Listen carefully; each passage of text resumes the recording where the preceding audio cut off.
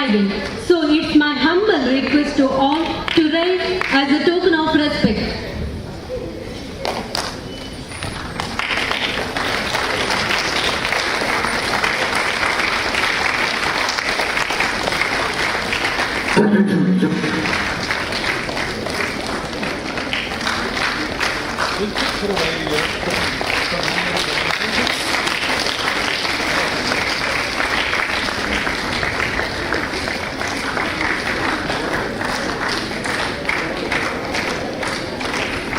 Mind isn't like a container meant to be stuffed with facts, but more like a flame that needs to be sparked and fueled with inspiration and ideas to grow and flourish. A very good afternoon to everyone. Mangalore University, Mangala Gangotri organizing late KSN Adiga Memorial Endowment Lecture on the topic of recent trends and development in the banking sector. Respected dignitaries and esteemed audience, I Ranjita from 2nd MCOM take this immense pleasure of wishing a hearty welcome to you all for this wonderful program. I kindly request Program Coordinator and faculties of Commerce Department to escort today's esteemed dignitaries onto the dais.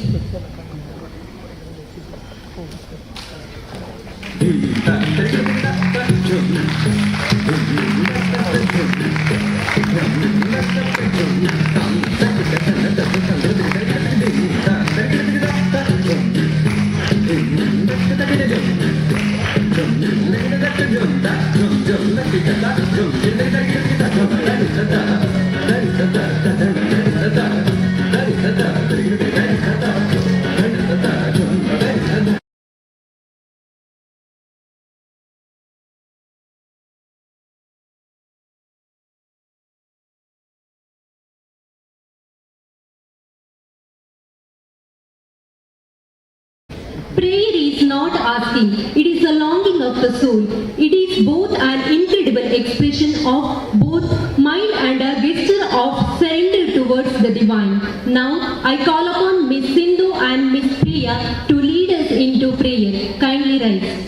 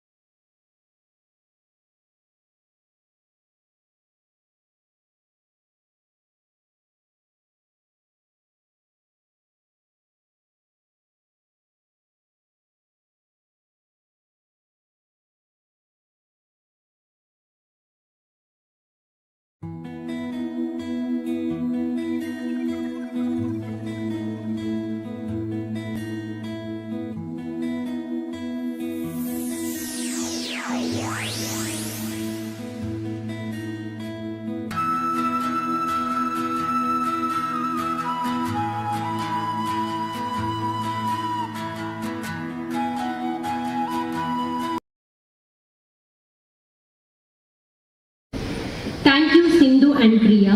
May I request Mr. Satyaki to welcome one and all present here. Good afternoon, one and all present here. Honorable Vice Chancellor, Chief Guest, and all the dignitaries on and off the desk, I extend a warm greetings and a heartfelt welcome to all. Your presence is an honor and we are delighted to have you here. It's my pleasure to welcome the President of today's program, Professor P.L. Dharma Sir, Chancellor of Mangalore University. We feel privileged to have you as the President of this program. A heartfelt welcome to you, sir. Now, I request Professor Preeti Kirti D'Souza ma'am to welcome our Vice Chancellor with a sapling as a token of love.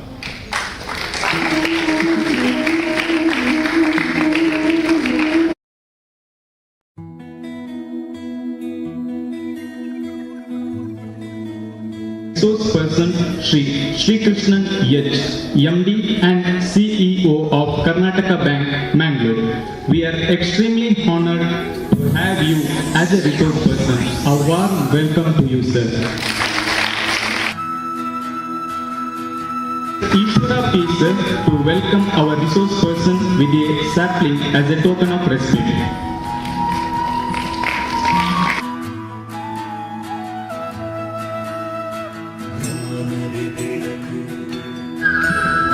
It's an honor to welcome Professor Preeti Kirti D'Souza ma'am, Chairperson of Commerce Department. Heartily welcome to you, ma'am.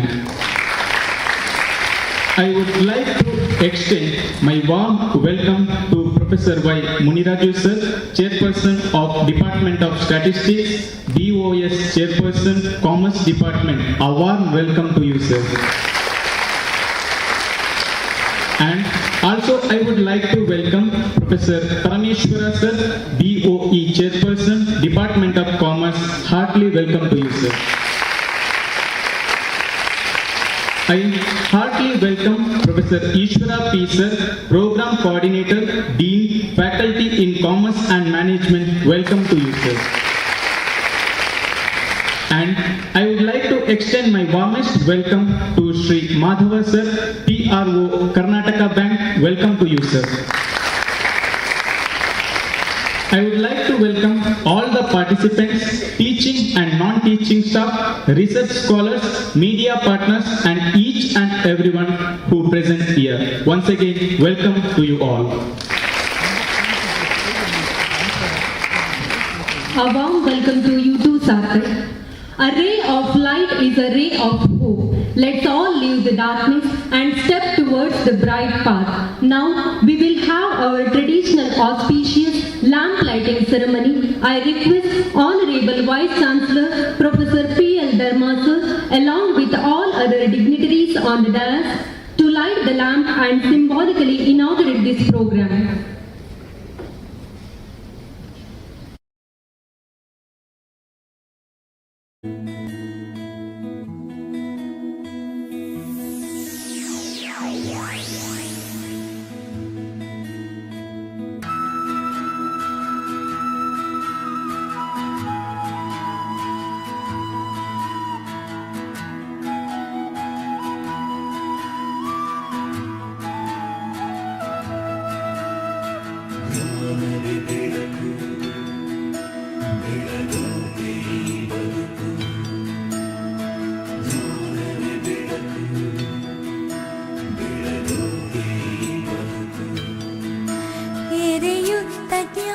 तेरे सुप्त कण्ण ये विद्ये होन्न किरण दिन पाठ पठन गुरु बुद्धि वचन इदु विद्यादान ताण पडेदागलेनि सिरि शिक्षण नम अंधकार दमन मंगळूरु विश्वविद्यालय मंगळूरु विश्वविद्यालय नमः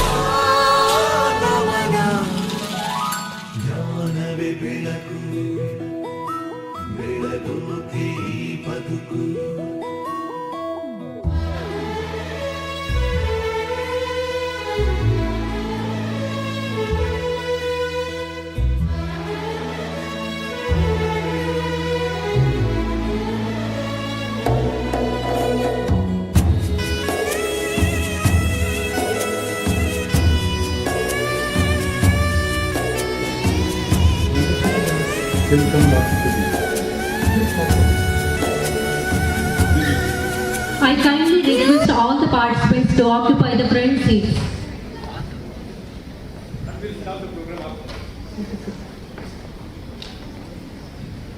Commerce students are there?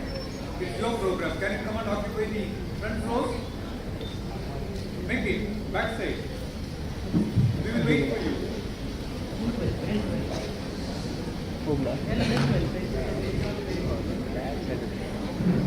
Please get up and come. The last rows kindly come forward. Get up and come. There are 2-3 rows vacant in front. Do take your seats in front.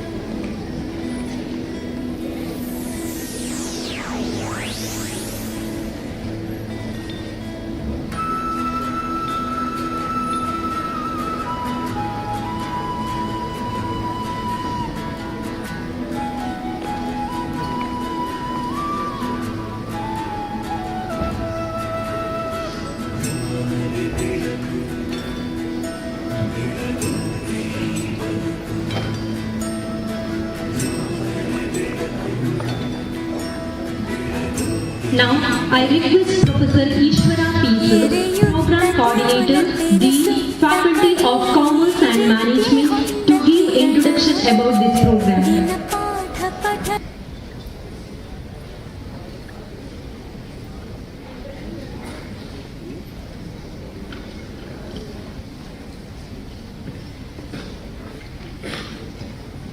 Honorable Vice Chancellor of our University, Professor P.L. Dharma Sir, distinguished Chief Guest and today's speaker, Srikrishnan Sir, the Managing Director and Chief Executives of Karnataka Bank Limited, Sri Madhav Sir, the PRO of Karnataka Bank, Deans of various faculties, Chairperson of the Department of Commerce, Professor Preeti Kirti D'Souza Ma'am, Senior Professors in the Department of Commerce, Professor Y. Muniraj Sir, Professor Vedavati Sir, Professor Parameshwar Sir, and all the teaching and non-teaching staffs of our university, research scholars, media friends, and my dear student friends. Very good afternoon to you all.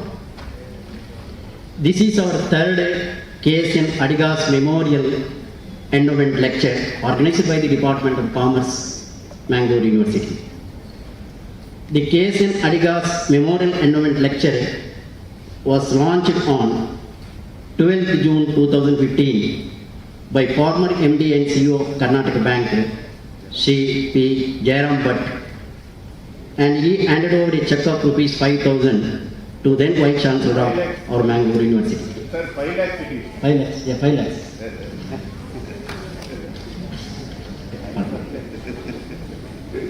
Kakkunje Surinarayan Adiga was born on 5th November 1914 in the village of Kakkunje in Udupi district.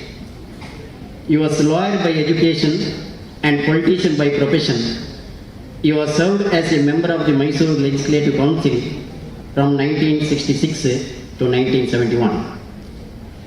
In 1945, Surinarayan Adiga joined the board of Karnataka Bank as a director and he became part-time chairman in 1958. In 1971, he became full-time chairman and served till 1979. During his tenure as a chairman, the bank experienced unexpected growth with the results, and during that period, Karnataka Bank was popularly known as Adigas Bank. Adiga's contribution to society were not limited to the banking sector but also extended social, educational and civic sector. He was the president of the erstwhile Mangalore municipality and was responsible for creation of civic infrastructure including drinking water from Netravati river.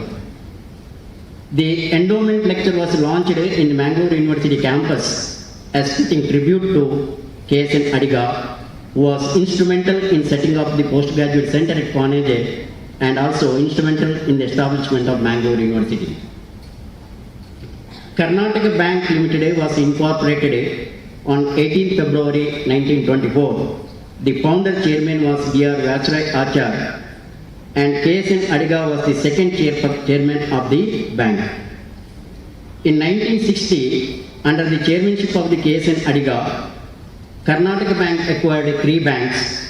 One is Sharada Bank, Sringeri Sharada Bank in year 1960, in 1964 Chitradurga Bank, and 1966 Bank of Karnataka.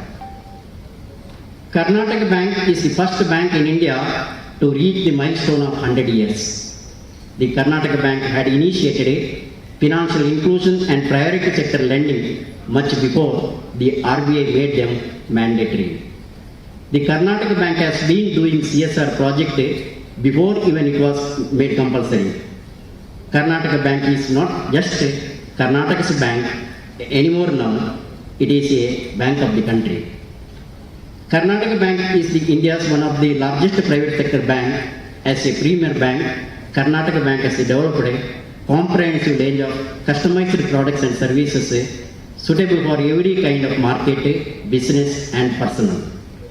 With over 10 decades of experience at the forefront of providing professional banking services and quality customer service, the bank has a national and international level presence with a network of more than 915 branches spread across 22 states and 2 union territories, more than 8,600 employees, and also bank is having about 2.5 lakh shareholders and over 13 million customers.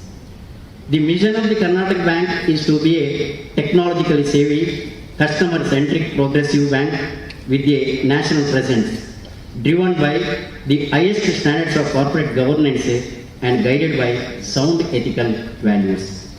Karnataka Bank is commercially viable and socially responsible bank. Trust, transparency and commitment to the highest standards of ethics and governance defines Karnataka Bank's ethos. The Karnataka Bank believes in total quality at all levels. It has deployed the most modern information technology to deliver products and services for customer benefits with an aim to develop an effective long-term relationship. Today with us the Managing Director and CEO of Karnataka Bank, Srikrishnan sir, to deliver KSN Adiga's endowment lecture on the topic, the recent trends and developments in the banking sector. Thank you.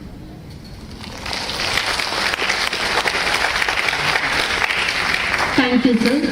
It's time to listen to the words of resource person. Before that, I invite Ms. Anusha to introduce Mr. Srikrishnan sir to the audience.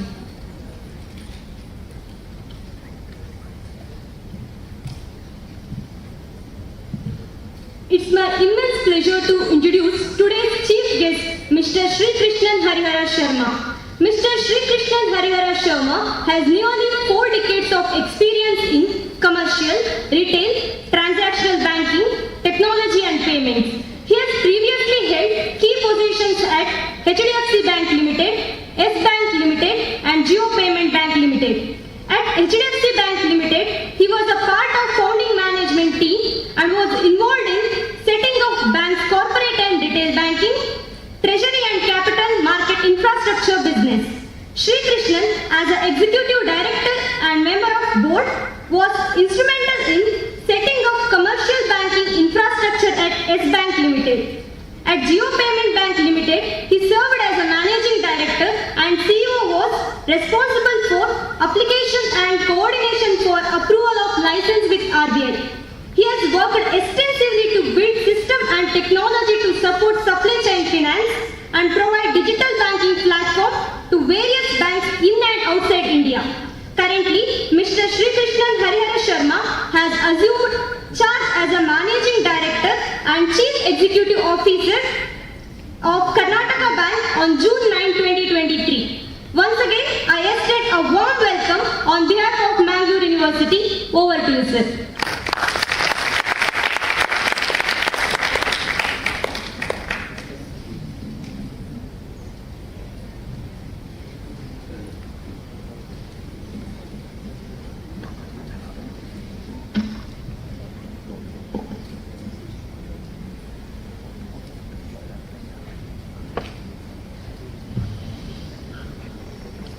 Good afternoon.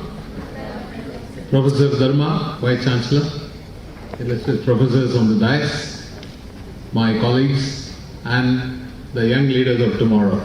It's such a pleasure to address all of you on this great occasion of Sri K.S. Adiga Memorial Lecture.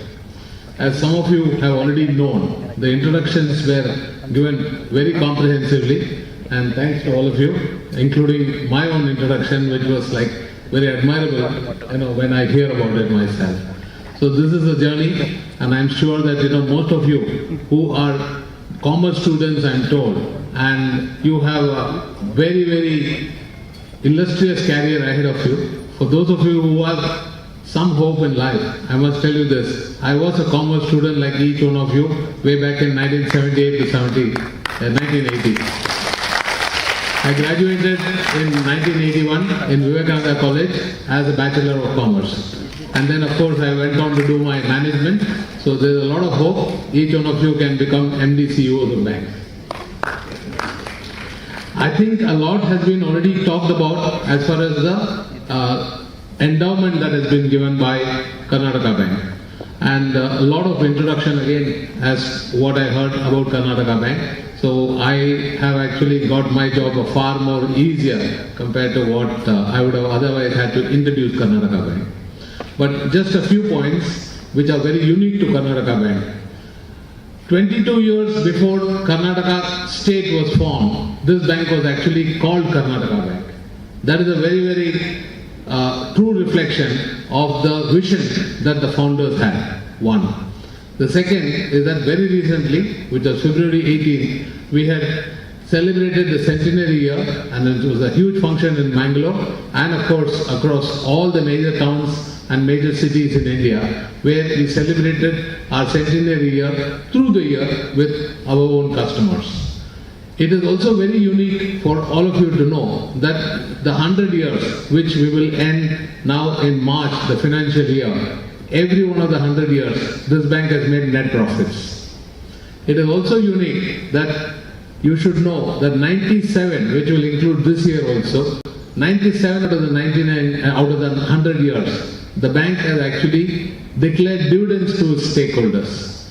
So what it means is that this is a very well run bank, very well organized, very well managed, but yet profitable, serving customers across different customer segments, every strata of the society, as it was founded primarily to help agriculture, small businesses, trade finance, and then over a period of time graduated to what we call nowadays as the universal bank. So as far as the lecture is concerned, just a very, very quick word about Sri K.S. Adiga. Sri K.S. Adiga, to put it in a nutshell, had a very long, distinguished career in the bank and was a source of inspiration for all those who have worked with Sri Adiga. In fact, for his commitments of sound principles and all policies, he was actually known as the doyen of the bank. If that kind of gives you any introduction about the name that has been chosen, and you will need to necessarily follow such footsteps, and those are very, very big shoes to fill. Now, getting into the meat of today.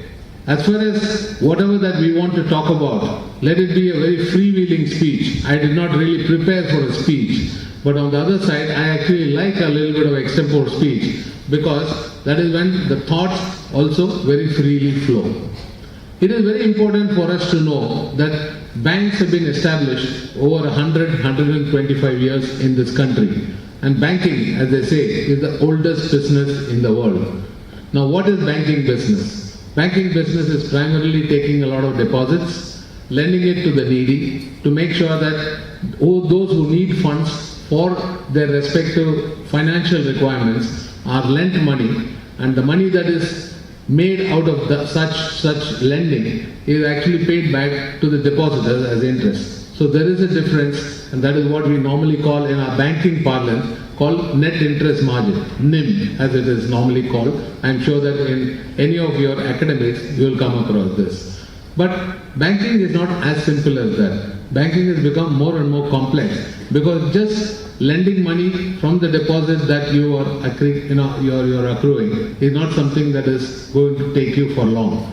So banking has become complex, banking has become very competitive, and more importantly, there is also many of the banks which are offering similar products. So then you will need to look at why should a customer choose a Karnataka bank or a bank A or a bank B compared to any other bank. So obviously there are some differentiators that each one of us need to bring.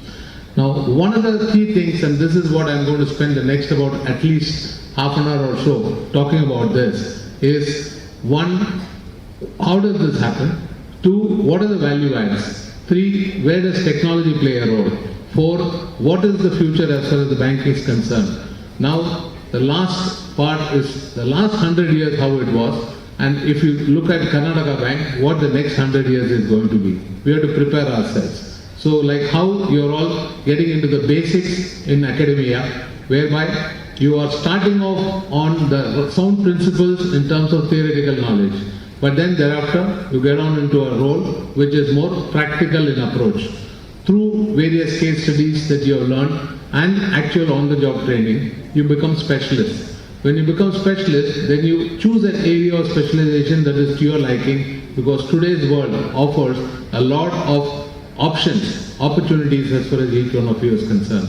So when you start off with a base, it is not necessarily you continue the same base, but you actually start broad basing. What do you mean by broad basing? Broad basing yourself into the general principles of management, into not only the area of specialization that you have chosen, but also to become general management. So this is the ladders that you need to climb. But in every climb, there is learning. Learning never stops. Even today, I keep learning. I keep learning, and as long as there is a day where there is learning, then I'm progressing. If the day that you stop learning, then you're not progressing. So please understand that learning is not necessarily academia. You can actually learn multiple things in multiple ways, in multiple forums and in multiple environments. So this is a broad theme that I want to apply. One of the mega trends that is happening today is democratization of banking. What do you mean by democratization of banking? If you really look through that, what was earlier, there were three concepts as far as banking was concerned in India. One was, there was a public sector bank, which is one category. Then there were the old generation private sector banks, and then there were the foreign banks. These are only the three categories of banking. Now, the foreign banks, which had very limited branches, but had excellent access to technology, because Western world banks, Eastern world banks, some of them who came into India, they all implemented whatever technology was already there in a very advanced stage as far as those countries were concerned compared to India. This is pre-independence, post-independence, this was happening. But sooner than later, now this entire gap got narrowed down. So we had the public sector banks which had all the branches in terms of network, and foreign banks, MNC banks, did not have the network. So if you really look through the foreign banks in the country today, now they have very limited branches. They have 4 branches, 8 branches, at best a couple of hundred branches. Whereas the nationalized banks or the PSU bank had tens of thousands of branches per bank, which means that they went deep interior, they went into rural India and started serving people. But then serving people was all not necessarily technology oriented. Over a period of time, the private sector banks came in, and private sector banks, the new generation, which by way of new licenses which were given in the mid-90s, out of that I was also part of the involvement there, where I was part of launching 3 different banks. This is the entrepreneurship that I was part of. When we did this, we were filling up a gap. The gap was essentially where if public sector banks had the network of branches, the MNC banks had all the technology, then here is a set of private sector banks who are coming in, who will have access to the network because there is no limitation in terms of number of branch expansions, but also the technology, because by then India had progressed. How did they progress? Fundamentally, India has progressed through data. In the last about 10 to 15 years, ever since a large part of it was dominated by Jio, continues to be also, and other service providers.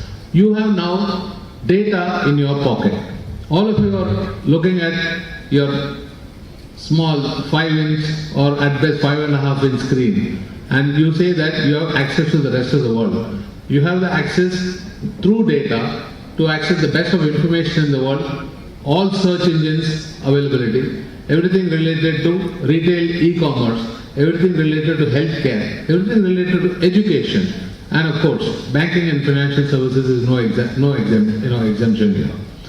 So if this is not an exception, then the fact that you have information available readily in your pocket through data at any point of time, so which meant that banking and financial services actually got democratized. Banking and financial services, which hitherto was only relevant to sophisticated set of people in the metros, in probably the mini metros, the T2 towns, etc., started going to T3, T4, T5 and even some of the T6 locations, because mobile proliferation that happened went across to everywhere.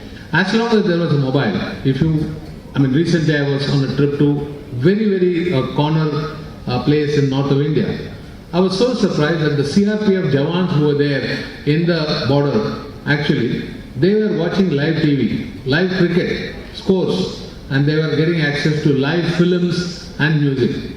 Now, when live films, live TV, live cricket matches, scores, etc., they have been given access to. And please remember, nobody taught them how to do this. This they learned it on their own. So the fact that there is no training required, the fact that there is no restriction in terms of access, then banking financial services obviously falls under the same category, where there is no necessary for any restriction. So today, sophisticated banking offerings are available to every strata of society, because all banks have followed the telecom model, where every one of us are following the telcos and making sure that wherever they have provided data, we are also present. So it is not necessary that banking is the only business that is following, but it is also financial services that include investment, mutual funds, everything related to the insurance part, which is protection, and also other exotic financial services products such as equity trading, debt market trading. Every one of these have got democratized and available to you in that small piece of instrument with a 5 or a 5.5-inch screen.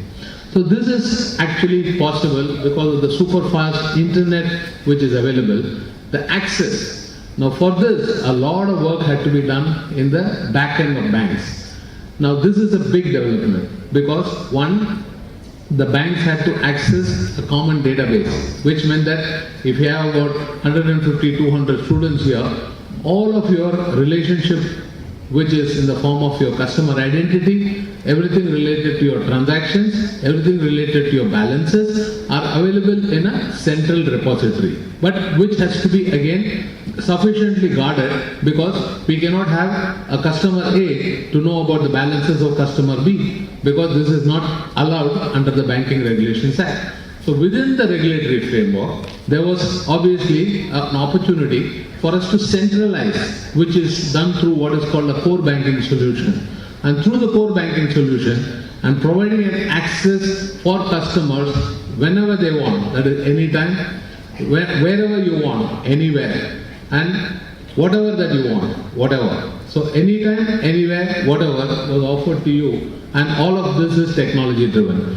So this is where it creates better user experience and making sure that the delivery of services and offerings of products is available to you real time. When I say real time is instantaneous gratification at any point of time. There is no delay. By the time that you actually press the return button or any particular OK button on the phone, whichever app, whatever offers you, the same time the back-end systems and across all channels. For instance, when you are transacting in a bank branch, or when you are transacting in an internet banking or a mobile banking or in an ATM, it is a common balance amount, common database which it is accessing. So as a result, if you transact, which is a withdrawal in an ATM, your balance gets immediately debited. Likewise, if you are crediting something in a branch, your balance gets immediately credited real time. So real time data, making sure that the real-time computing and making sure that you are able to access from multiple channels is what has happened in the overall democratization of banking principles. The transformation which has happened in the last about 10-15 years or perhaps even let's say 2 decades or so now is resulted in obviously a lot of focus in terms of customer engagement and customer experiences. Because if you look through, ask yourself this question, ask your parent this question, ask your grandparent this question. If you ask your grandparent this question, how many times in a month would you go to the bank branch? Now the numbers was always very high for that generation. If you ask your parents, it has come down. If you ask yourself and your peer group, it is actually, I can't even remember when I went to a bank branch the last time. Other than opening an account, thereafter, most of whatever requirement that you have are actually catered to outside of a bank branch. What does this mean? Actually, we have brought the bank to where you are. That is what I meant earlier when I said that anywhere, anytime. But this is not necessarily for your withdrawal of cash or simple transactions. It is also for complex transactions which include investing into the equity market, making sure that your demat account transfer from one to the other is done, investing surplus money which are lying from a liquidity part into your liquid mutual funds. So there are many complex products which have been offered right now, but all under one app, all under one bank, all under one roof. What it means is that there are not necessarily products which are manufactured by a bank alone that is offered to you. It is actually a collaborative method which is used where we get other products which are manufactured by other institutions, financial institutions such as mutual funds, and not necessarily one. We provide the choice to customers. As a result, there are multiple choices. In your examination, you have multiple choice questions. Similarly, you have multiple choices which are actually offered to you. So they say that for this particular investment proposition, I can select mutual fund 1. For this other, which is my short-term liquidity, I am able to select mutual fund number 2. I don't want to name because here is not the opportunity to kind of make the names compete with each other. But the customer today has a choice. You all have a choice. As a result, what happens is that there is something which is called embedded banking, embedded financial services, which are made available to you through data, through your mobile, through your internet browser, also offered in the branch, just in case that you like to get those services and avail of the services in the branch. But then these are available not necessarily to the platforms which are banking platforms, but also non-financial platforms. So today, if you go to Amazon, right? Amazon is a marketplace where you buy products and there are sellers who are actually listing their products. But if you want to pay, there is Amazon Pay. Now Amazon Pay is a banking product at the end of the day. Hitherto it was not offered earlier in a marketplace. But today Amazon Pay, which is actually a bank, is actually sitting in an Amazon app. So it is offered to non-financial platforms also. But it leads to a lot of questions to say that am I secure?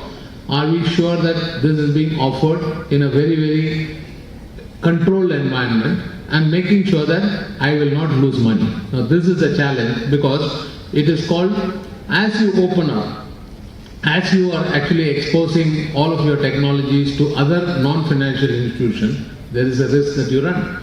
So banks are not in the traditional business of just taking deposits and lending. We are in the business of risk management.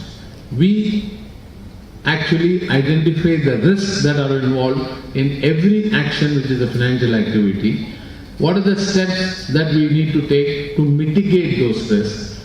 What are the risks that as a bank that we can take to the framework within the regulation that is allowed? Also, making sure that we do not expose your funds, because banking is all about trust. You have trusted us with your funds, which means that we have to make sure that your trust is upheld, and also making sure that your customer protection, your risk protection is also ensured by the bank. So this is what we call it as making sure that all of whatever we do has to be in a very secured environment compared to most of whatever other non-financial services or digital services or normal trading services are happening. Because if you look through a comparison between a banking and a non-banking entity, if you take any of the retail traders who are there, at best they have some risk which is pilferage. There is some risk in terms of making sure that you're not getting value for your money, because there are certain ways where they can manipulate, but as long as you are making sure that there is transparency, it is possible. But here it is trust, it is transparency, and also to make sure that you are actually secure. This is a very important element of banking. Over a period of time, there are ecosystems that have got developed. And all of you are aware about ecosystems in India that have grown. I will particularly be relevant to India compared to the rest of the world, because I think our Indian example is far too superior to even some of the worst Western world and other parts of the world. Why? I'll tell you. In the earlier days, technology and everything was only available in the Western world. Today, far superior technology is available in India at a much cheaper cost, which is why a Bangalore, a Mangaluru, or any of those locations have been identified by tech majors. All the big majors from the world are all having their offices, facilities, engineering centers, service centers in India, and which is no wonder that we are called the Silicon Valley of, in Bangalore. Now, look at it this way, it is not necessarily Bangalore. Started in Bangalore, but we now have Hyderabad, we have Mumbai, we have Gurgaon, we have Calcutta, we have Odisha, we have, so many facilities. Very recently, when I went to Hubli, I found that, Infosys has got one of the best, large kind of facilities in Hubli. So it is obvious that, it is no exception, any city it is possible. So the ecosystem banking in India, if you look through, started off with something called the India Stack. Now the India Stack, when it was defined, you are all aware about this, which is the JAM. It's called the JAM stock. Now what is the JAM Stack? Basically Jan Dhan, which is democratization of banking, to make sure that every Indian in the country, through a particular identity, would be able to open a banking account. It was started none other than by our Honorable Prime Minister, and it was called the Prime Minister's Jan Dhan Yojana. Now the PMJDY accounts were basically democratizing banking, but also for a fact that when the government distributed the subsidies, it was through an identity which was Aadhaar. That is the second word in the JAM, which stands for Aadhaar. So JAM, basically Jan Dhan, Aadhaar. The third one, M, stands for mobile. So this is the three principles and the three stacks that the government built, called the JAM stack. Over a period of time, products were built in and around this JAM stack, using it. So today in the ecosystem in India, which has not happened anywhere in the world, a unique identity, which is your Aadhaar number, is linked to another unique identity, which is your PAN number, which is basically having all the data related to your income and the taxes that you are paying. And also it is uniquely linked to a bank account. So which means that triangulating the three, which is Aadhaar, PAN and your bank account, are linked. As a result, there were products that were built around that. That's how UPI happened. UPI today, which stands for Unified Payment Interface, which all of you are aware, you use it on a daily, hourly basis wherever you go. Now, obviously, there were applications which were built. UPI is perhaps one of the most unique developments. It has not happened anywhere else in the world. It has happened only in India. And all banks have to necessarily participate in the UPI interfaces. When I say this, it is not UPI, because UPI interface was a backend. It was a backbone.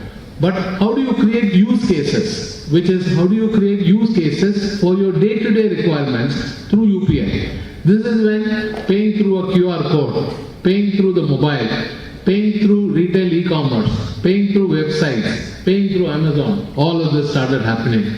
So far, where it was a 5-leg transaction of a seller, a buyer, intermediaries, etc., happened on real-time basis. When I say real-time basis, the democratization of banking has helped us to move so fast and so forward that Everything is digitally done, everything is digitally fulfilled, including the ecosystem participants who are there, and not necessarily financial participants, but also logistics participants for delivery of goods, the marketplace participants for making sure that the matching of supply and demand also happens. Last but not the least is to do the settlements of money.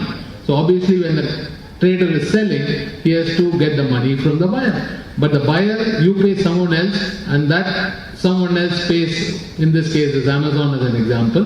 There are Indian examples also, but I'm just trying to expand on the same example that I started, where in the background there are various intermediaries, but the ultimate beneficiary, who has got to be the seller, get instantaneous credit, which is real-time credits. So this is where I think the ecosystem banking, making sure that all of the banks, all of the financial services participants, all of the financial services intermediaries, all of the ecosystem participants, all of them come into one big, larger digital umbrella. And that is again aided through this data which is done by the service providers, because they have actually created bandwidth. That is like a super highway. In the super highway, today there are retail e-commerce products, there are financial services products, there are healthcare products, there are education products. Every one of this is like hopping. Now every one of them, when they get into the financial super highway, what also happens is that when you are traveling on a toll road, each one of the cars that are passing through the toll pay a toll tax.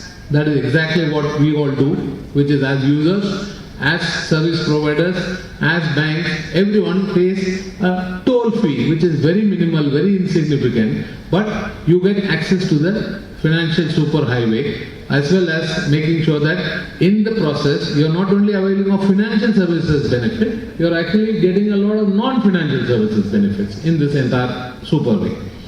Now this leads to, obviously, other things that banks have to be very secure about. We are a legacy bank. We are a 100-year-old bank. Now, obviously, the systems, processes, making sure whatever that we had done in the back end 100 years ago is no longer valid. Whatever we do today is no longer valid for the next decade, because technology keeps on changing. Which means that we need to invest into architecture that is very flexible, for scalability, for reliability, and for future change as and when we have to change. So this is the trick of the whole thing. So investments need to be made on a continuous basis, but also to make sure that you're flexible enough to catch up, not only catch up, actually be better than the best as far as the whole technology infrastructure is concerned. So there is three parts as far as technology in banking is concerned. One is basic products. The second is basic infrastructure, which is telecom, network and computing power. The third is the flexibility and reliability, security, to make sure that all the three aspects are covered. So it is not easy just to kind of provide a technology or a digital interface. As a result, what happens is that tech spends, which is basically the spending and the expenditure that is there on technology, keeps on increasing as far as the bank is concerned. But on the other side, the banks have to derive the benefit out of those investments in technology by making sure the adoption as far as customers are concerned are actually into this digital products, to make sure that your physical infrastructure is actually lesser and lesser used compared to your digital infrastructure. But are we ready today as a country, as banks in India, to be completely digital and say that I will not have any bank branches, I will only offer you digital banking? Is that possible? No. So we adopt a mid-path. This mid-path is called phygital, which is basically physical as well as digital. The common terminology which is used here is called phygital. So phygital is the way that most countries, and including India, which is in the forefront, actually leading the way for this.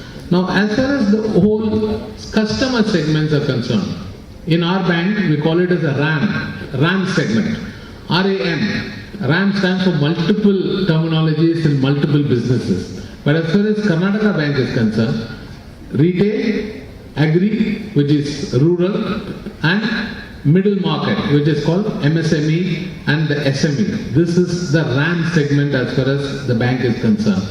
We are a bank who started funding traders, funding agriculturalists. It was a bunch of founder directors who had got together, including agriculturists, lawyers, and statesmen who were all in multiple, fields. They came in and we're carrying on the same legacy. So we serve more than 2/3 of our business today comes from this RAM segment, which is retail, agri, middle market. Now the larger corporates have access to sophisticated banking. There are much larger banks in the country, but we are very proud that we are from Karnataka. We are serving for the people of Karnataka, and we will uphold the name of Karnataka all along in the country and globally. So with this in mind, we have repositioned our brand as part of the centenary year to say that we are no longer Karnataka Bank. We are saying that Aapka Karnataka Bank is now Bharat Ka Karnataka Bank. What it means is that today we are no longer Karnataka Bank. We are present in 22 states and 2 union territories, as Mr. Ishwara was saying. Now, what we want to do is to make sure that whatever good that we are doing in Karnataka, we want to do it in the other states as well.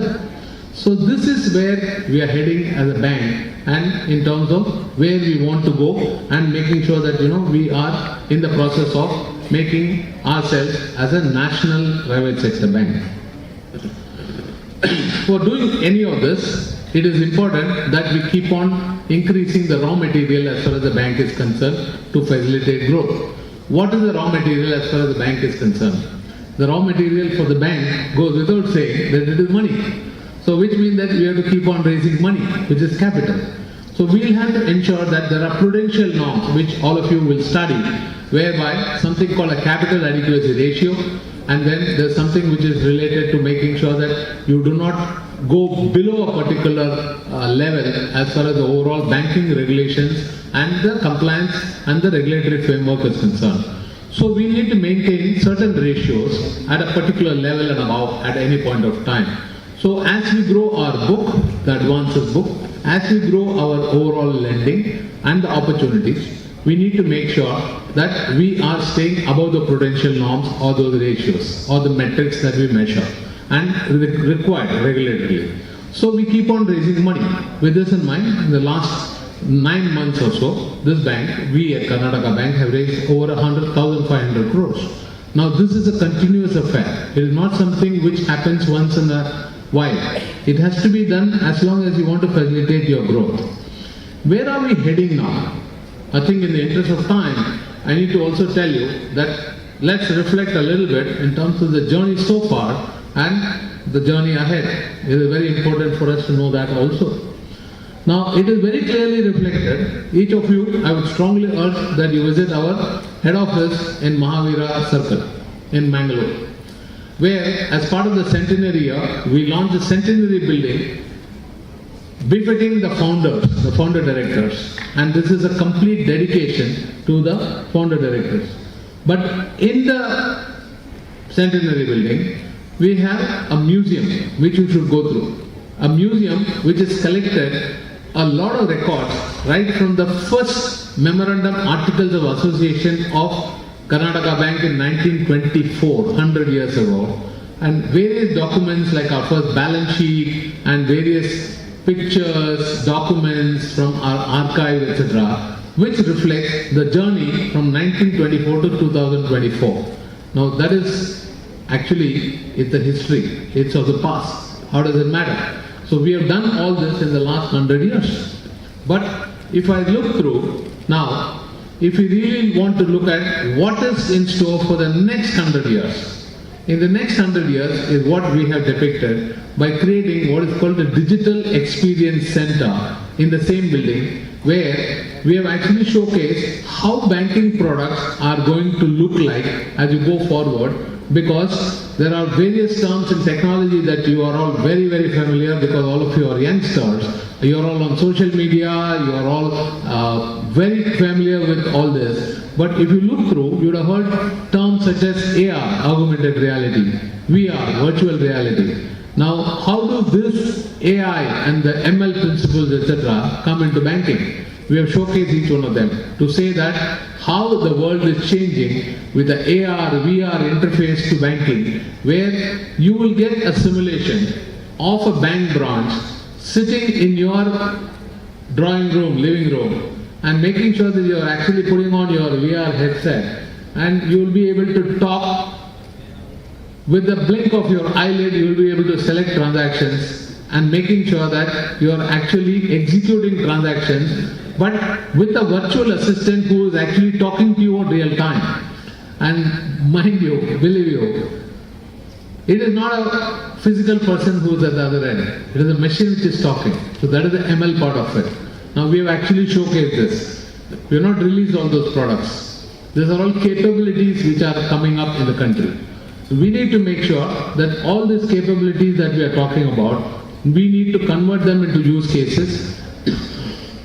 We need to convert them all into user benefits, making sure that these are productized, which meant that you'll have to convert them into products, offer them in the market, but still adoption lies with each one of you. Because if it is not convenient for you, you will not adopt each one of them. Yeah, thank you. Thank you so much. So what happens is that if you look through the opportunity that we are sitting on, technology is taking us far, far ahead. We as a bank or banking as a whole needs to take on whatever is absolutely required in the interest of customer service, in the interest of trust, in the interest of service excellence, in the interest of customer protection, making sure that whatever is the need of the customer is being filled up. Excuse me. So what happens is that opportunity that is coming up, you no longer are very excited about ATM, because any bank, if it is not having the ATM, you look upon that bank as that, what, this bank does not even offer ATM. ATM has become part of life, right? So you will have to go that extra mile to find out what is in it when it comes to digital or transformation and technology, which is really the next level, next wave of growth. Where it is coming through is that if you look through each segment, which is including the three segments that I talked about, retail, agri and mid-market, each one of them have got specialized requirement. What is applicable to retail is not applicable in MSME. What is applicable in MSME is not applicable to agri. So each one of us need to kind of create that specialization based on the needs, based on the life cycle, based on the engagement model, based on whether they are borrowing customers or deposit customers, making sure that we productize each one of them, but offer it under one roof. And which is that roof? It is no longer a bank branch. It is actually the app. Which means that we need to have SME app, we need to have agri app, we need to have retail app, we need to have UPI app, etc. It is not practical, because how much will we inconvenience a customer to go to 4 different apps if they have 4 different requirements? So this concept is changed now, which is coming into what is called a super app. A super app basically offers you financial services, non-financial services, everything to do with shopping, e-commerce, telecom, and so on and so forth. Every one of us is striving to become a super app in the whole concept. It is not that who is building it better and who will win. In fact, everyone will come across common platforms, we'll start sharing, and we'll make sure that each one of us are present in the other super apps also. It is the customer's choice that will win finally. Who will win? The customer. The customer will win, whereby they are able to do this. The second thing, which is a second wave which is happening now, is something which is a term which you will come across very often, called hyper-personalization. What happens is that if there is a student A and a student B, the two requirements are very different, right? How do we know that based on your behavior, what we offer to student A and need not really offer to student B? Now, it is called hyper-personalization because based on your behavior, the offers are made. Which means that today if you look through a Facebook, Instagram or any of them, now normally you would have heard about the term that they can hear you. It is a fact that they are hearing you, but not physically hearing you or what you talk, but what you do. So in your Instagram, if you are actually accessing certain sites they have, which is called a AI-based behavioral model, which they create to say that they categorize you to say that are you more into entertainment, are you more into movies, are you more into whatever, and start throwing those prompts to you every now and then. This is done by machines, and banking is no exception as we go forward. We will offer you the right product at the right time to the right person. This is exactly what is hyper-personalization. So as I mentioned earlier, AI, ML, super app, all of this is really the way going forward. Last topic from my side today. All of you are used to digital payments already, but you are not yet used to digital currencies. So today, all of you have the same one wallet which is there, and you have a Gandhi currency inside. Right? Now, the Gandhi currency is the official currency of our country. Likewise, each country has got their own currencies. But the payments that you do, you're trading with the same currency. You're not exchanging the currency, but from a bank account A to a bank account B, you're transacting digitally by not exchanging the Gandhi currency. Whereas, there's a clear difference between a digital payment where you're using a Gandhi currency, but introducing what is called a digital currency. This is the way the world is going. This is what you would have heard about some terms called CBDC, which is basically central bank digital currency. So the central bank of the country, in our country it is RBI, in England is Bank of England, likewise the Fed in US, all of these central banks who are regulatory authorities are wanting to introduce with requisite controls the CBDC, which is central bank digital currency. This is something which is a big wave where it is happening. So believe you me, this is not parallel in terms of parallel economy that you would have normally heard. Parallel economy is banking system and the cash system, which is black money system. That is not what we are talking about.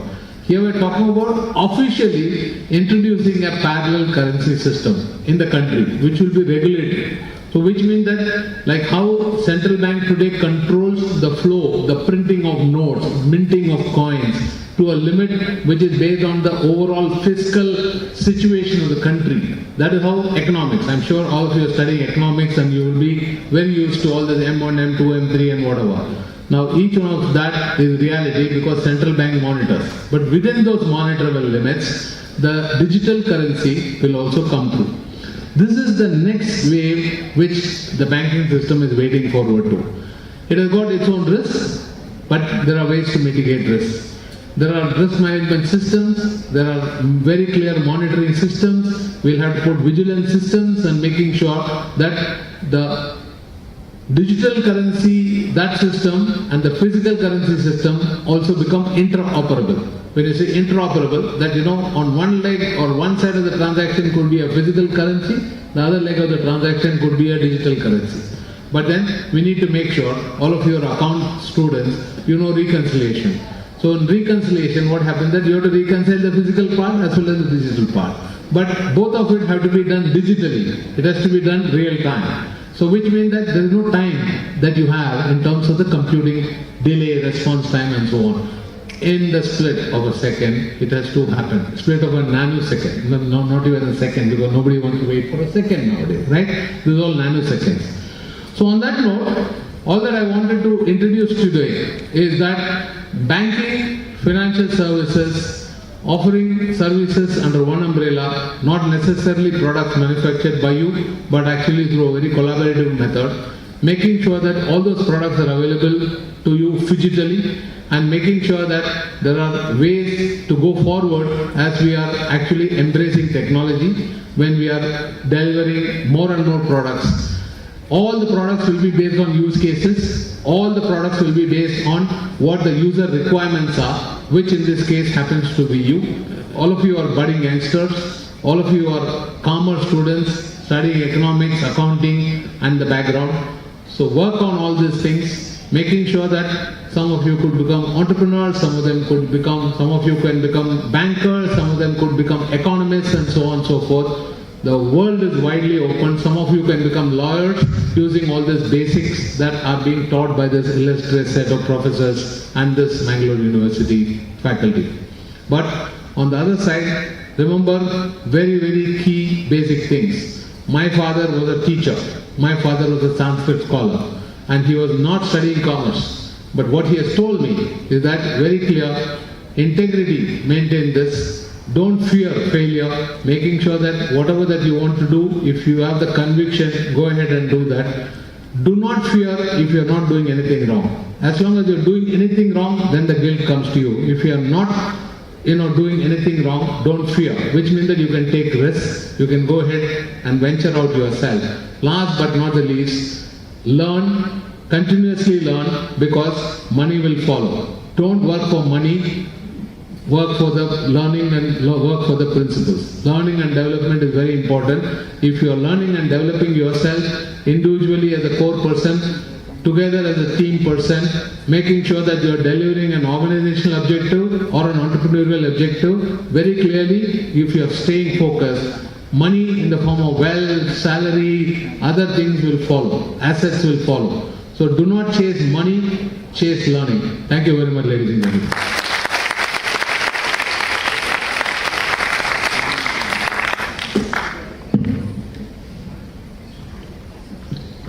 Thank you, sir, for sharing your expertise and valuable insights with us. Now it's time for presidential address. Before that, may I invite Ms. Pavitra to introduce our Honorable Vice Chancellor, Professor P.L. Dharma, sir, to all.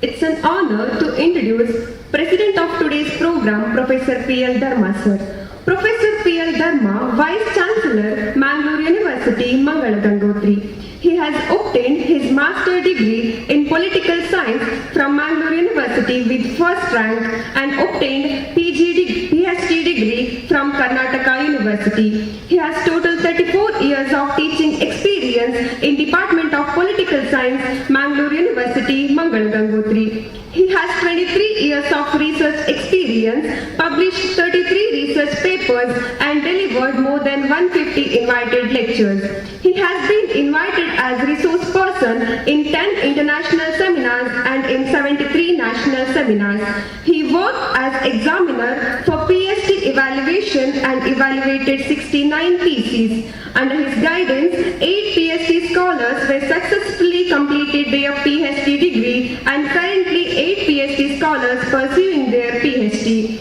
Along with teaching, he also has administrative experience.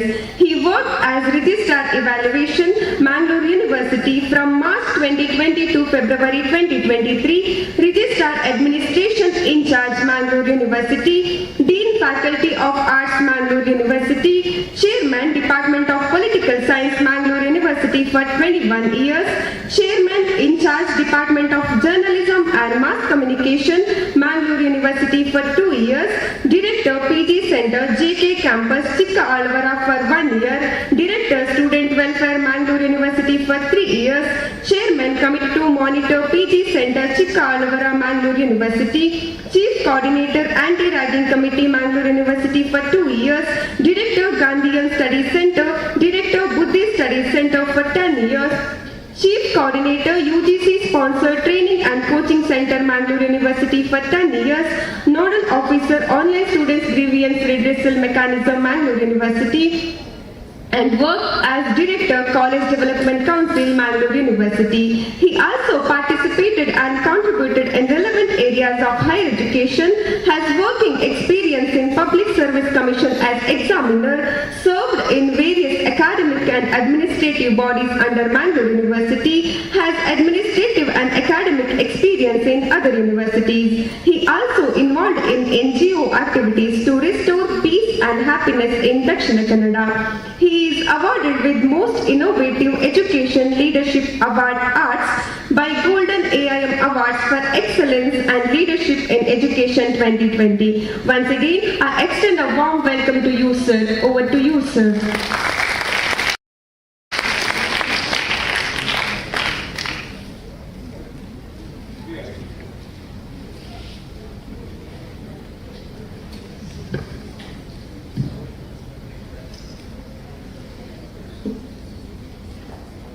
My dear young friends,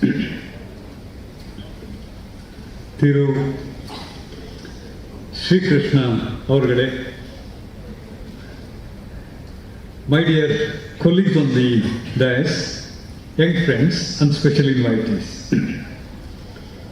After listening to Srikrishnan, MD, CEO, Karnataka Bank, Bangalore, I thought first time a banker, can I call you a banker, sir? A banker speaks on all ethical lines and at the end advises you to be more ethical rather than anything else. This is first time, MD Saab, I have heard a lecture where a banker who has seen world, who has established branches across the world and planning to be a World Bank hereafter, not Karnataka's bank, India's bank and world's bank. He's speaking of ethics. What a wonderful endowment lecture in memory of K.S.N. Adiga. Thank you so much for the wonderful presentation, sir. And I am indeed very grateful to you for the topic that you have chosen to speak to our youngsters today. I'm not a banker. I'm not also a commerce student. Neither have studied commerce, except that I am one of those persons, like any ordinary man and woman here, who have borrowed money from bank and lived throughout the life as a borrower. And never being an independent on the toe in terms of spending, in terms of earning, because this is how the large number of people in India, at least 60% of people in India have lived with bank. May not be a big, contributors as far as deposits are concerned. I don't think that we have deposited any money in banks so that he would say the main material to bank is the money. If deposits or whatever that you say in terms of the contributions of the customers. I've been a borrower. Let me say a small story since you have started with ethics. I think it's something very important, dear to all of us. Every once in a year, our local papers, MD Saab, you have come now. I think our PRO Saab has been here. He sounds to be Mangalorean, and therefore I know every once in a year, all the local papers brings a wonderful news with colorful. Entire page is covered. Karnataka Bank's profit is this, and it is on the profit. And the State Bank's list of profits. Every time we say, bank has earned so much of money, so much of balance, expenditure, and then the profit. I feel so happy. How come these banks have been doing wonderful in terms of the data figures? Almost for the last 37 years I'm here, I've never seen a bank saying, look, this time you're doing very bad. No. But I've been carefully watching it. At one point of time, my young friends, you see the banks have been doing well. At the same time, the other sector, where we have been, an ordinary person like you, I believe your parents also, are absolutely depending upon banks so much. Every next year, at least in my area, I come from Kodagu, every next year, every agriculturist, he is depending upon so much, financial institutions, particularly bank. The borrowings over the years in India has been very high. The banks have been sometimes very generous. Saab has spoken about the democratization of banks in his own style, because as a banker only can speak that way. But for me, democratization bank has been a very different story altogether. If democracy is seen in its literary sense. All the agriculturists have been really suffering over the years. They have been, in trouble for the larger number of years. And lots of confiscations have taken place. I'm not charging the bank. I'm talking to my young friends who have seen the world of bank, which is growing, very colorful, romantic. But you need to be seeing the other side also. And therefore, carefully choose topics, carefully choose projects, so that you touch the heart of the people. Don't have to be all the time speak the language of the prophet and take the projects of the banks who've been doing well and every time go and do the project and where you bring smile on the bankers. Try to see that how an ordinary man like me and then you and then your parents can also be, smiling at the end of the financial year without borrowing. Can we imagine in India at some point of time where we don't borrow and then live independently? No. Have you ever thought that you need to prepare a project for your village so that your own kids and kins never go to bank and then borrow money? You never. And you ever. You have never thought our own ideal economic banks like self-help group, where even self-help groups also have been financed by the banks. But can you build something like a cooperative by yourself? Please, my dear young friends, there are n number of challenges to bank, I know for sure. All the banks have spoken their language. But we need to also have an alternative thinking. And that's why the state universities like us is struggling to see that our commerce graduates are trained to be an alternative thinkers, not to be same stereotype styles as well. We have had Gandhi with us.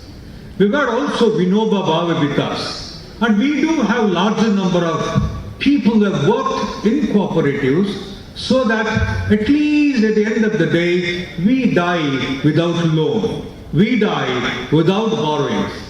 Please, my dear friends, let them survive. And because of them, we are all surviving here. Even the public institutions are surviving, borrowing from the banks today. I know for sure. Without LSE, I don't think that things would have been better here in the universities as well, in its daily routine activities. You need to think. Otherwise, all your exercise in education institutions, higher education institutions will be seen as something very, very futile. Vibrant lectures are being organized in the name of KSN Adiga, where you are not just given a lecture by experts like this. You are touched with certain emotions so that you become useful to all of us. You become an alternative thinker for all of us. Have you ever thought of those small chota-mota, workers on the campus? There are sweepers, there are gardeners living with small money, and that do not very often be paid there. Do you know how the economics is managed in their house? You don't, seldom concentrate on them, because you have been all the time concentrated with larger number of banks, multinational corporations, and those banks, because you need to start meaningfully. That is what ethics or MD Sub said. Don't chase money. Look at the way how a small employee in your own department, she cleans everything to you and make tidy, and then you go and then sit and listen to the class. Have you ever seen how she is managing her life? Have you prepared a project to your professor saying that how women on the campus doing chota-mota job are living their life? You don't open your eyes. You don't even give, your best good ear to them to listen to their concerns. We want, as you study in the private public institutions, we want you to concentrate on all these issues. Otherwise, what is the meaning of talking about ethics today?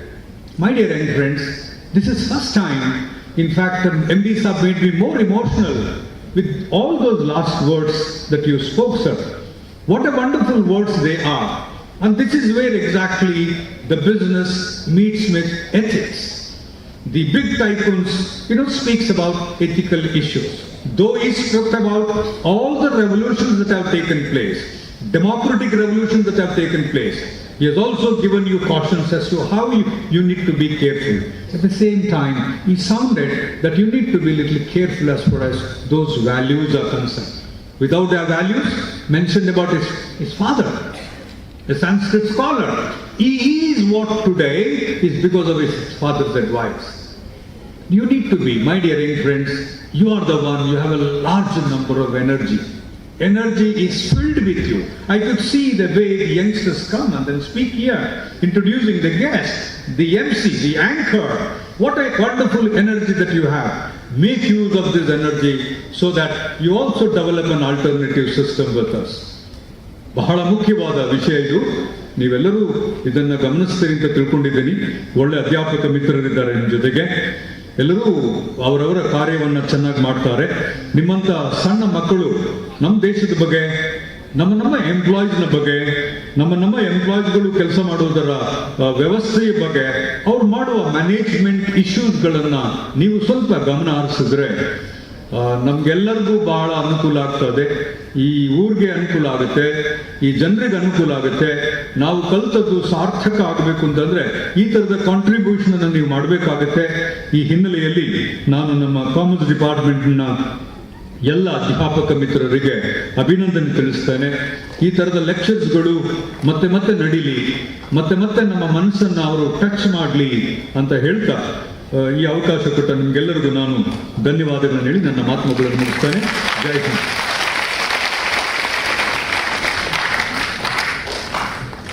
Thank you, sir, for your valuable words. Honor is mine to request Professor Y. Muniraju, sir, to hand over memento to today's resource person, Mr. Srikrishnan, sir, as a token of love.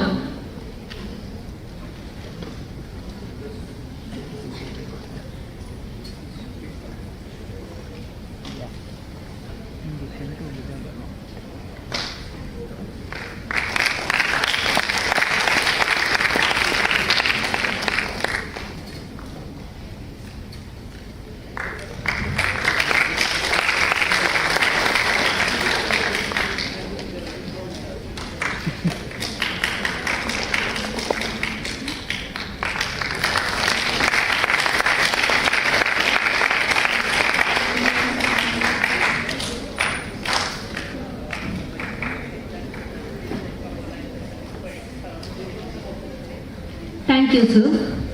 Now, I request Professor Parameshwara, sir, to hand over memento to President of today's program, Honorable Vice Chancellor, Professor P.L. Dharma, sir, as a token of respect and gratitude.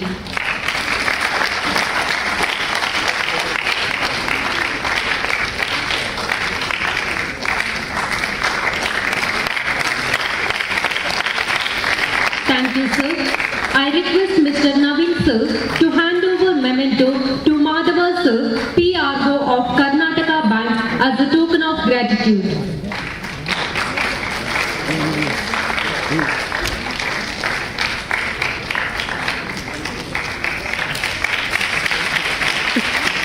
Thank you, sir.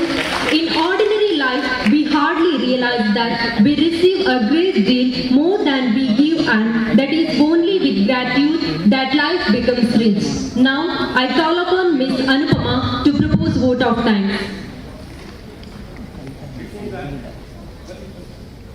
my dear friends, I just would like to give this gift to my friend. She has done a wonderful job as a compliance.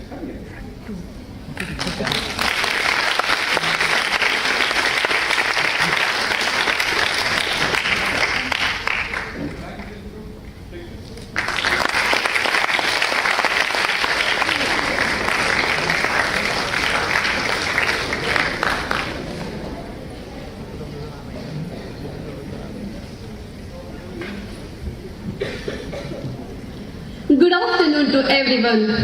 Gratitude is the fairest blossom which springs from the soul. I feel honored and privileged to propose a vote of thanks on this special occasion. On behalf of organizing committee, I convey deep regards and hearty thanks to the president of today's program, Professor P.L. Dharma, sir, Honorable Vice Chancellor, Mangalore University. Thank you, sir. My sincere thanks to the resource person of today's program, Mr. Srikrishnan, sir, MD and CEO of Karnataka Bank, Mangalore. Thank you, sir. Special thanks to Professor Preeti Kirti D'Souza, ma'am, the chairperson, Department of Commerce, for your constant support and guidance. Thank you, ma'am.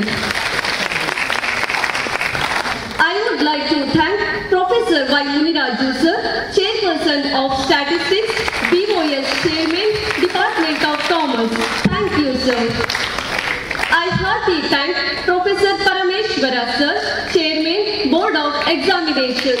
Thank you, sir. I would like to thank Professor Ishwara P. sir, Program Coordinator, Dean, Faculty in Department of Commerce and Management. Thank you, sir. I thank Mr. Madhava sir, PRO of Karnataka Bank for your presence. Thank you, sir.